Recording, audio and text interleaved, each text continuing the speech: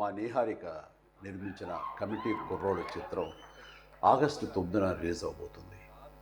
ఆ సినిమాని మీ అందరికంటే నేను ముందే చూడటం జరిగింది. చాలా బాగుందనిపించింది. Very impressive. Niharika multi talented. మంచి ఆర్టిస్టే కాదు, ఒక నిర్మాతగా కూడా మంచి అభిరుచి ఉంది. అలాగే లేటెస్ట్ ట్రెండ్స్ తెలుసుకుంటూ ఆడియన్స్ టేస్ట్కి తగినట్లుగా ఫిల్మ్స్ని ప్రొడ్యూస్ చేయడం కూడా తనకు తెలుసని నా నమ్మకం. అంతకుమించి మన తెలుగు ఆడియన్స్ ఎప్పుడు భాషతో సంబంధం లేకుండా ఫ్రెష్ అండ్ ఎగ్జైటింగ్ కంటెంట్ ఏదొచ్చినా సరే చూసి ఆనందిస్తారు, ఆదరిస్తారు.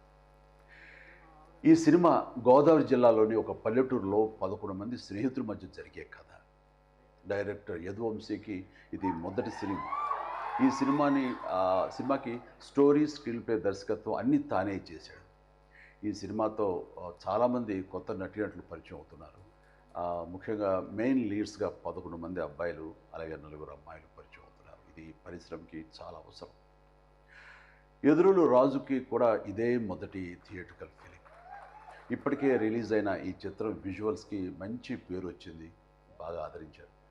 అనుదీప్ దేవ్ మ్యూజిక్ డైరెక్టర్గా అద్భుత విజయం సాధించిన హనుమాన్ చిత్రంలో 2 పాటలు చేశాడని తెలిసింది. ఇప్పుడు ఈ కమిటీ కుర్రోడు చిత్రానికి మొత్తం 11 సాంగ్స్ అందించాడు. అన్నీ చాలా బాగా వచ్చినాయి.